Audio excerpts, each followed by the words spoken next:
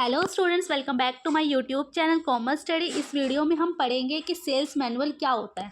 ठीक है, sales manual एक गाइड बुक होती है, मतलब सेल्स मैनुअल एक बुक होती है जो रिटन की जाती है कंपनी के द्वारा और वो अपने सेल्स पर्सन को देते हैं। ठीक है, it provide instruction, technique, policies and information to help sale people perform their job effectively. जो वो गाइड बुक है वो उसके अंदर जो सारी इंस्ट्रक्शंस होती हैं, सारी टेक्निक्स होती हैं, सारी पॉलिसीज़ होती हैं, सारी इन्फॉर्मेशन होती हैं, वो सब लिखी होती हैं जो कि सेल पीपल को हेल्प करती है कि वो अपनी जॉब को इफ़ेक्टिवली परफॉर्म कर पाए। ठीक है, अच्छे से अच्छे कर पाए सेल पीपल, वो गाइड बुक हेल्प करती है सेल पीपल को।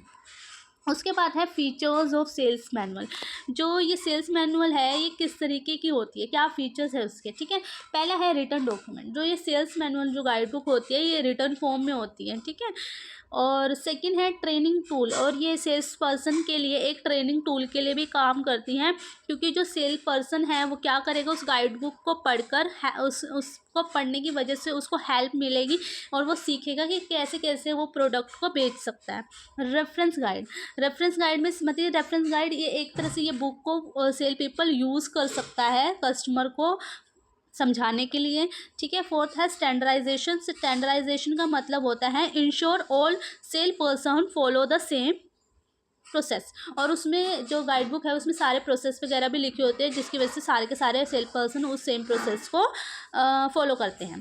फिफ्थ है अपडेटेड रेगुलरली, और जैसे जैसे कोई चेंजेस आते हैं प्रोडक्ट में, प्राइस में या पॉलिसीज़ में, उसको उस सारी इन्फॉर्मेशन को ऐड करते रहते हैं उस गाइड में। ठीक है, ये सारे हैं फीचर्स ऑफ सेल्स मैनुअल। उसके बाद आती है बात कंटेंट्स ऑफ सेल्स मैनुअल, कि सेल्स मैनुअल में होता क्या क्या है। वो एक बुक है, ठीक है, वो एक बुक है, लेकिन उस बुक के अंदर होता क्या क्या है। ठीक है, सबसे पहले इंट्रोडक्शन ऑफ कंपनी, मतलब कि जो भी कंपनी की हिस्ट्री है, विजन है, मिशन है, वो सारे के सारे सबसे पहले लिखा होता है। कंपनी के बारे में सारी इंट्रोडक्शन लिखी होती हैं। उसके बाद है प्रोडक्ट इन्फॉर्मेशन।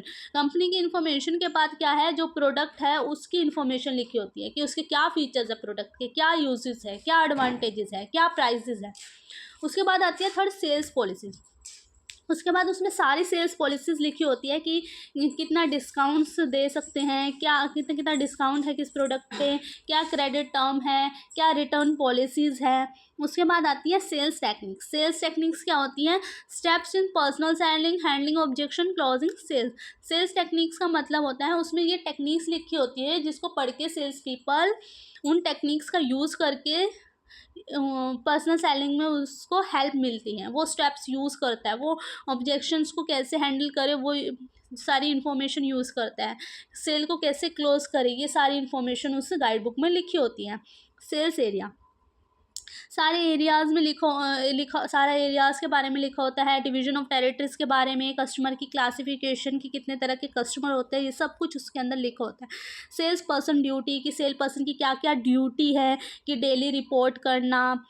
ठीक है, फॉलो अप, मतलब कि कस्टमर के साथ तब भी कस्टमर को फॉलो अप करना कि भाई हाँ, बार बार पूछते रहना, हाँ भाई सर्विस कैसी लगी, कैसी नहीं लगी, कस्टमर केयर और कस्टमर की केयर करना। ठीक है, सेवन्थ है code of conduct. Code of conduct में कि उसमें ये भी लिखा होता है कि हमारे क्या एथिक्स हैं, सेल पर्सन के मतलब क्या एथिक है, क्या डिसिप्लिन है, क्या बिहेवियर करना है कस्टमर के साथ, ये सारी बातें भी उस पर लिखी होती है। सेल्स रिपोर्ट एंड फॉर्म, जो भी फॉर्मेट होता है सेल्स रिपोर्ट का, ऑर्डर फॉर्म्स का, वो सारा भी उसमें लिखा होता है।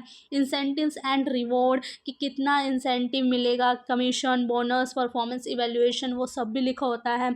और 10 लास्ट है आफ्टर सेल्स सर्विस।